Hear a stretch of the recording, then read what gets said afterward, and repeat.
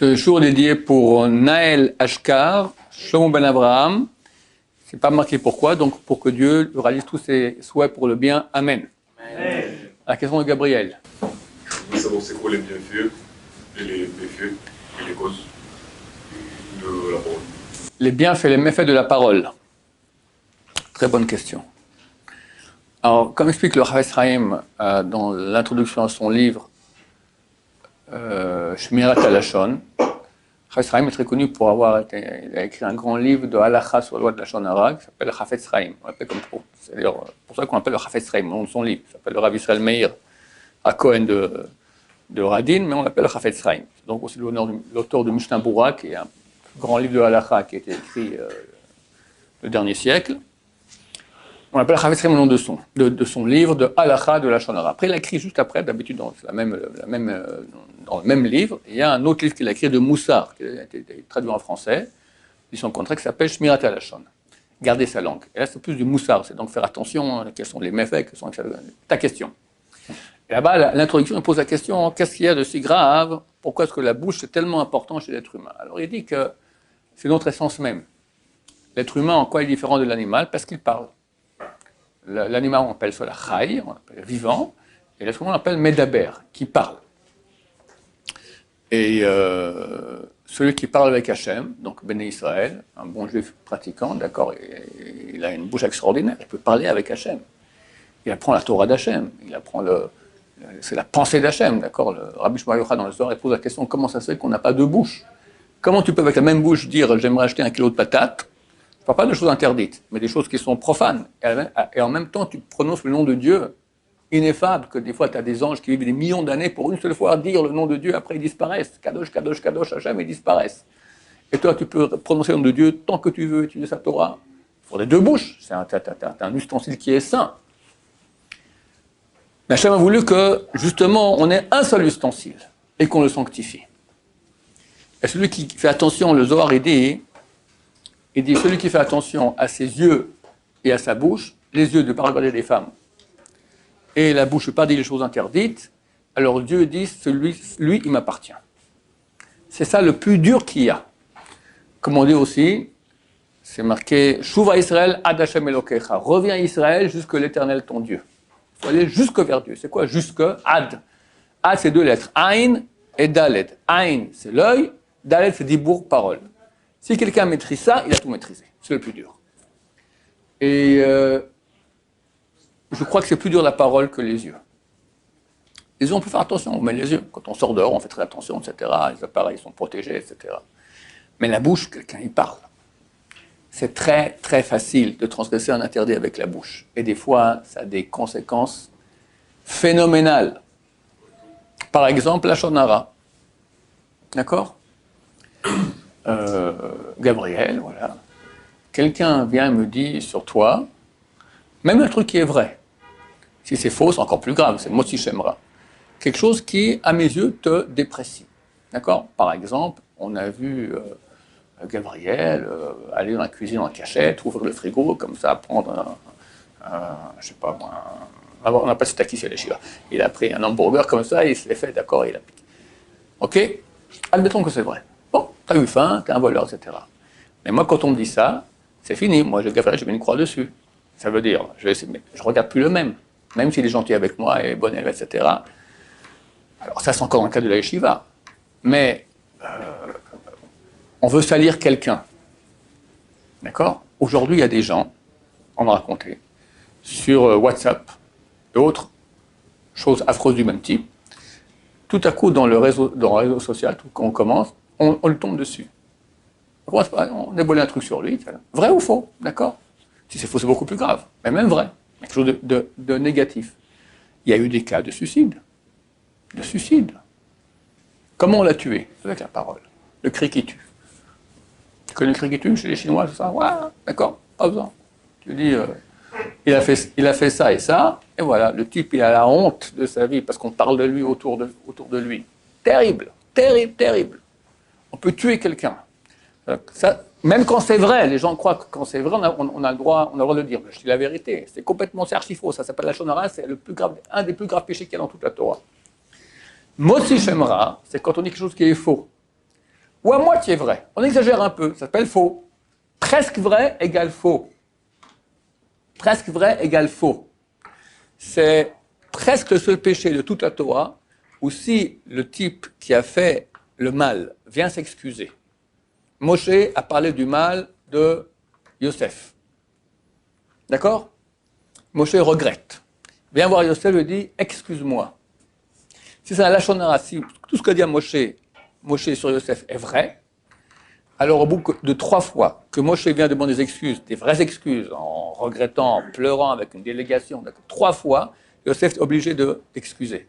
Sinon, c'est Yosef qui est fautif et Moshe qui n'a plus de péché. C'est comme ça pour tous les péchés de la Torah. C'était comme ça qui s'est passé avec Jésus, non? Il a fait une faute avec son bras. Ouais. Ouais, il est venu plusieurs fois s'excuser, et la fois il est venu où déjà c'était. Voilà, il Shema Israël et il n'est pas venu, c'est juste. Si c'est Moshe Shemra, si Moshe a dit sur Yosef une chose qui est presque vraie, il dit il vient toujours en retard. C'est faux. Il vient souvent en retard, très souvent, mais pas toujours, c'est déjà faux. C'est déjà faux. On toujours et très souvent, c'est déjà faux. C'est un manque de précision. Ça s'appelle Motsi Shemra. Et là, la halakha dit, il peut venir 1000 fois, 10 000 fois, 100 000 fois. Il demande pardon de Yosef. Yosef peut dire, je ne te pardonne pas. Tu as été Motsi Shemra. Je ne te pardonne pas. Et Yosef est dans son droit. Tellement c'est grave. Si on a tué le fils de Yosef, si on a quelqu'un qui a fait l'adultère de la femme, il a interdit cette femme à son mari, à Yosef, d'accord. On vient pardonner, il doit pardonner au bout de 3 fois. Tu vois, un vrai pardon, on pleure vraiment, bien comme il faut. Moshe Shemra, même 1000 fois, il ne pardonne pas. Tu vois un peu ce que c'est l'impact de la bouche. Rien. Même pas. Un rav a fait un chiour. D'accord. Et quand on sort, quelqu'un dit, c'était sympa le chiour. Tout fait, bof. Rien. T'as pas dit grand-chose, hein? B-O-F. Mais tu sais, l'impact que ça, les gens qui ont entendu ça autour de... C'est-à-dire, bof, que tout le monde entende, d'accord? Le Rav, il a réussi, il a fait un impact, les gens ont commencé à faire tchouva, ils ont dit, bof, t'as tout cassé l'effet. Si c'est pas réflexe, c'est pas en pensée. Mais c'est un mauvais réflexe. Ça veut dire, quelqu'un maintenant... C'est un avis, ça, c'est pour Shemra. Vers Hachem, tu auras des enfants, d'accord? Attends, ton gosse, à l'âge de 2 ans, il t'énerve. Et toi, par réflexe, tu lui fais qu'une tarte. D'accord? C'est pas réflexe. Tu sais qu'ici en Israël, on fait 7 ans de tôle pour donner une tarte à son gosse. 7 ans de tôle, c'est un réflexe. Le réflexe, c'est pas une bonne excuse. Quelqu'un doit travailler pour maîtriser ses réflexes. D'accord? On peut pas. C'est vrai que c'est moins grave que si c'est prémédité et dit je vais maintenant lui flanquer une tarte à mon fils de 2 ans et je vais l'écraser en petits morceaux. D'accord? C'est beaucoup plus grave que si c'est pas réflexe. Mais quand même, on est des Bnei Adam, on doit travailler sur soi pour arriver à maîtriser. Et c'est vrai, tu as raison. Je crois que maîtriser sa bouche, c'est très, très, très difficile. Pourquoi? Parce qu'on a l'habitude de parler. On n'en fait pas attention à ce qu'on dit. Donc on peut parler lachon hara. Alors, il y a du lachon hara où c'est permis. D'accord. Alors, il y a des cas qu'on appelle... Tout le livre de Rav Israël, c'est pour dire les cas pas où c'est interdit, où c'est permis de parler. D'accord? Il y a un cas qui s'appelle le lachon hara toilette avec utilité. Il y a 7 conditions. Et si les 7 conditions sont réalisées, alors on est certain de ce qu'on dit, on l'a vu, donc on est certain, pas qu'on a entendu. Ensuite, on est certain que ce qu'on a vu, c'est vraiment mauvais d'après la Torah. Troisièmement, on le dit sans haine. Quatrièmement, le type qui entend ça ne doit pas nous croire, mais il doit juste prendre en considération. Cinquièmement, il faut qu'aucune nuisance soit faite à ces personnes, plus que soit statuer un bédine, et encore d'autres raisons. Si tout ça a été, on ne peut pas arriver à la conclusion qu'on veut sans passer par la lachon hara, d'accord? Alors au bout d'un moment, ça s'appelle un lachon hara les toilettes, et c'est une mitzvah de le dire.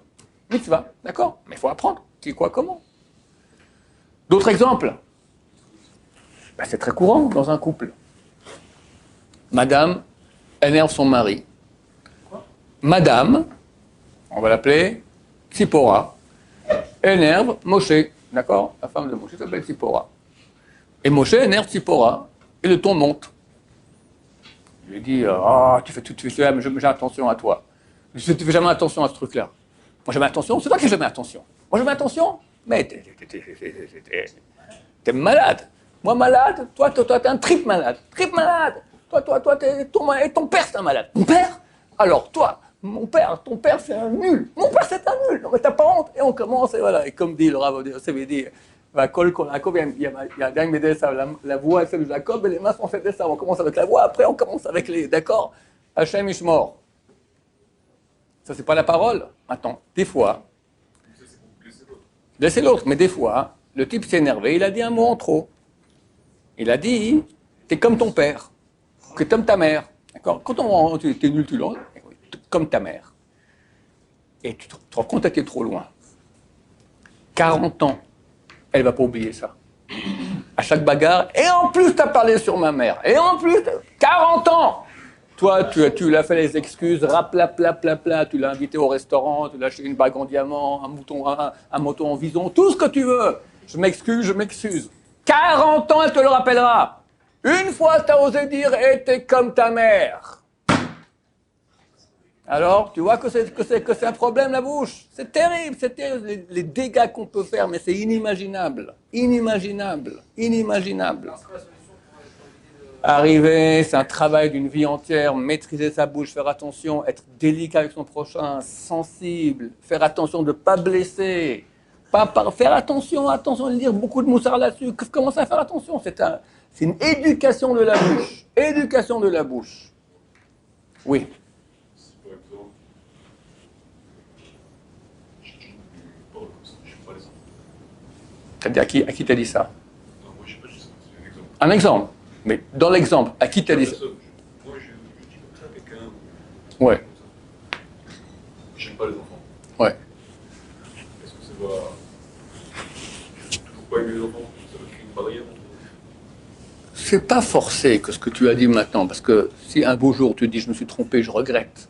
Donc je répète pour que les gens entendent. Quelqu'un a dit j'aime pas les enfants. Il a dit sur lui-même, d'accord? Admettons que la personne qui a dit ça va jamais le dire à personne, parce qu'un jour tu as dit ça à ton copain, et un jour tu refais une rencontre avec Sarah, elle te plaît, tu emmènes Sarah, elle appelle ton copain pour voir, dites-moi, Gabriel, c'est un bon garçon. Oui, écoutez, mais je sais pas, un jour il m'a dit qu'il voulait pas d'enfants, il aime pas les enfants. Ah oui, bon, merci. Elle raccroche, elle t'appelle, mon cher ami, c'est terminé. Le chidour, il est mort. D'accord? Donc, des fois, il y a des choses qu'on peut dire. Si les gens vont parler, ça peut faire des. Des fois, ils doivent parler. D'accord? Ils doivent parler. Attends, mais toi, tu parles maintenant que tu as dit seulement tout seul, par rapport à toi-même. D'accord? Tu étais au côté, tu as dit Hachem, j'aime pas les enfants. Est-ce que ça a un impact? Ça se peut que ça a un impact, je ne sais pas, parce que la parole, elle a un impact.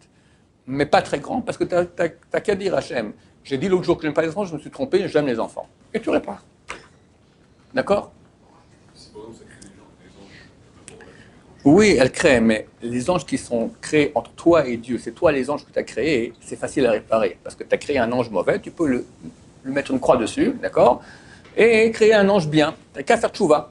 Mais quand tu as parlé à des gens, ça devient. Quand je parle que la parole, elle est destructrice, c'est beaucoup dans les relations avec les autres. C'est ça qui est très grave, tu comprends? C'est facile. Combien de parents ont détruit leurs enfants rien qu'avec la parole? Rien qu'avec la parole. Ils ont été durs, ils ont été méchants, ils ont été un nul, ils ont dit à leur fils, ils l'ont dévalorisé. J'en vois des élèves qui viennent à la Shiva, ils n'ont pas confiance en eux toute leur vie. Pourquoi? Parce que les parents les ont cassés en petits morceaux, boum, boum, boum. Qu'est-ce que...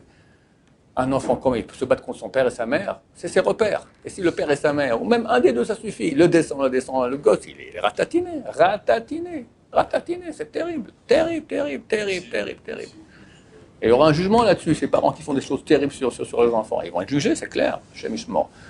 Qu'ils fassent chouva. Ça n'existe pas des parents qui ne font pas d'erreur. Hachem est fait comme ça, qui donne des enfants à des parents jeunes idiots. D'accord? Un homme normal à 23, 24 ans, 25 ans, il devient déjà papa. Mais il est nul. On lui donne déjà une neshama, il doit faire attention.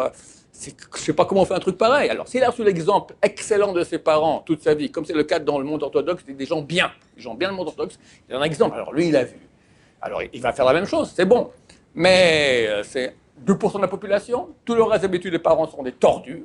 Et lui, de façon naturelle, il refait les mêmes erreurs qu'il a vues chez ses parents, chez ses enfants. Et on est parti pour des générations de tordus. Non, ça ne change rien du tout.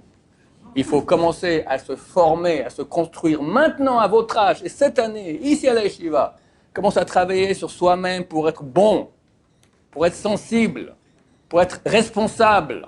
C'est un travail, c'est une construction, c'est pas facile. Et si tu suis ton yetzer, tu suis tes penchants de paresse, de nervosité, de « y'a moi et je m'en fous des autres », d'accord, de gava, d'orgueil, t'es fichu. Si ce n'est pas cette année, c'est la Yeshiva que tu vas faire ça, quand tu vas le faire? Avec ta femme. Mais les dégâts que ça fait, c'est inimaginable. Regarde ce qui se passe sur le terrain. 98% des couples, c'est la guerre. Mais la guerre des Kalachnikov. Et des fois les bombes atomiques. Et vas-y le divorce, et avec les enfants, et tatati, et tatata. J'avais ici, on a fait un camp d'été il y a 5-6 ans, je ne sais pas, avec un garçon d'une école juive très connue à Paris. Il m'a dit, on est 40 dans notre classe, il y en a 3 dont les parents ne sont pas divorcés. Et tu crois que les 3, ça va bien chez eux à la maison? Tu crois que ça va bien chez ces 3? Jamais de la vie. Pourquoi? Parce que les hommes, et je vous dis, c'est plus les hommes que les femmes, c'est des tordus! Parce qu'ils ne sont pas travaillés. À votre âge, il y a un travail énorme à faire de travail sur soi. Être humble, s'écraser, se la fermer, la bouche. Comment on fait pour savoir si on est prêt à tout ça? Tu viens voir le Rav Kohen ou moi-même, on te dira tout de suite. T'es pas prêt. Personne n'est prêt ici. Voilà, c'est bien clair. À se marier? Non, mais Personne. Il y en a qui seront très loin, il y en a qui sont plus proches, mais personne. Voilà. Ken. Ça dépend de leur travail. Il y en a qui foutent rien. Bien sûr. Il vient au cours, machin, tout ça, il reste le même. Je vois bien. Regarde. D'abord, tu as un yeshiva, d'accord? Ils ont fait 4 semaines de yeshiva. 5 semaines à tout casser. Ils sont arrivés. Une semaine en retard, on a commencé la yeshiva une semaine plus tard. Après, ils ont fait 2 semaines de confinement. Après, on a fait 5 semaines. Après, ils sont partis. Ils n'ont pas pu revenir. Alors, toute la bande des Lyonnais et des Marseillais qui sont partis, les 6 qui sont partis, ils ont fait 5 semaines de yeshiva. Ceux qui sont venus, il y en a qui n'ont rien foutu pendant ces 5 semaines aussi. Il y en a des comme ça. Donc, leur premier jour de yeshiva, c'est aujourd'hui. Et dans 1 mois et demi, c'est fini. Alors, qu'est-ce que ce type-là, j'ai fait une année de yeshiva. Gros malin. Une année de yeshiva, t'as fait peut-être 1 mois et demi, peut-être 2 mois et demi à tout casser. Et encore, tu as bien fait ton boulot comme il fallait bien. Et comment voulez-vous que les gens ils changent comme ça? On n'est pas des crêpes.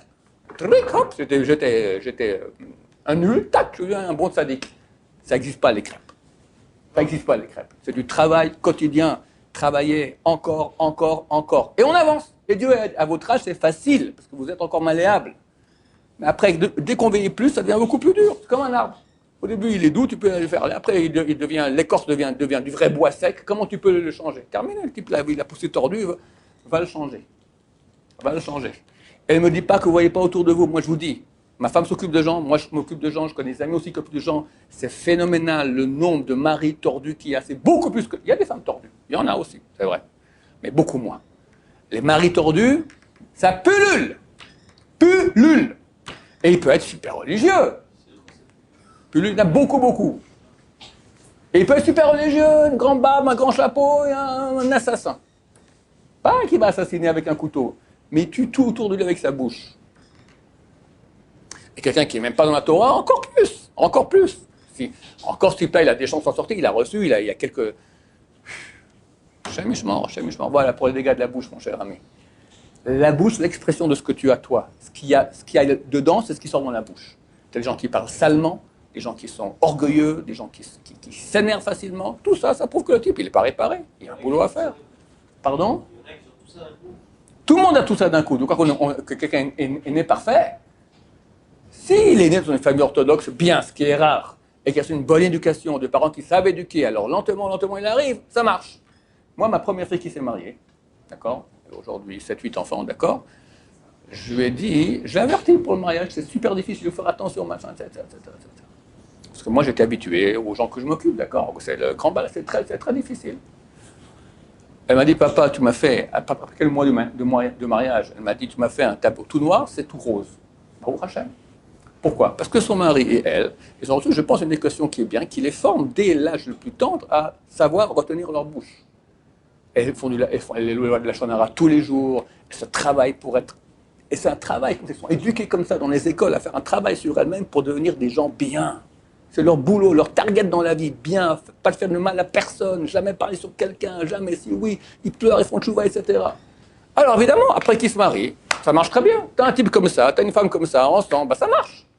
Et quelqu'un n'a pas reçu cette éducation, c'est la majorité de nos peuples, d'accord? Alors pourquoi ça marcherait? Il faut faire ce boulot. Et c'est un travail, je vous dis, c'est un travail, ça ne vient pas comme ça. Alors on fait un mariage clinquant, on s'adore, tout ça, et déjà des fois avant le mariage, ça ne marche plus. Mais après, mais c'est le patatras total. Total. Alors des fois, tu as des femmes qui s'écrasent et qui supportent. Miskénote, supporter c'est pas un mari, c'est un fauve, un lion, d'accord, un fauve. Miskénote, qu'on entend comme truc, mais c'est phénoménal. Aïe. Oui. Si on joue sur la vie de notre mère, On joue sur. On jure. On jure jamais. Chas et shalom. Chas et shalom. On ne jure jamais. Le mot jure doit être banni du lexique. Ça n'existe plus. Je vous jure, je te jure, sur la tête de jamais. Jamais. Ça ne rentre pas dans la bouche d'un juif juré. Jamais.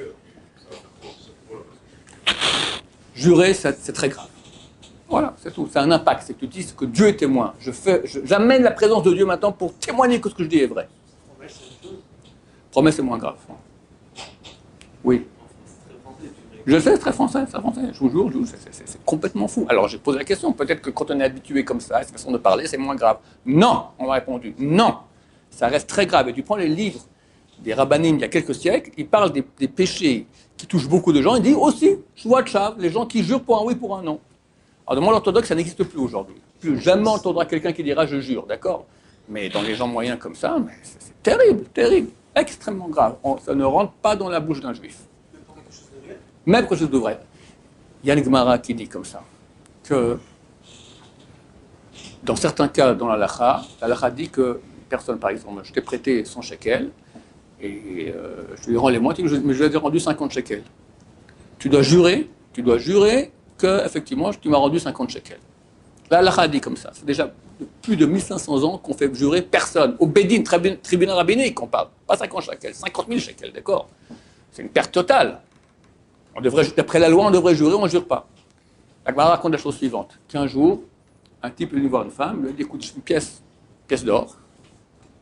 Ça ne dérange pas, je te fais confiance, tu la gardes et je vais la reprendre dans quelques temps. Ok, elle prend la pièce d'or, c'est une femme très très bien. Elle la cache où? Elle a un pot de farine. Elle le flanque là-bas, personne n'ira chercher là-bas, c'est bon. Quelques mois passent, elle oublie, elle prend la farine, elle le vide, elle fait des petits pains, elle vend les petits pains.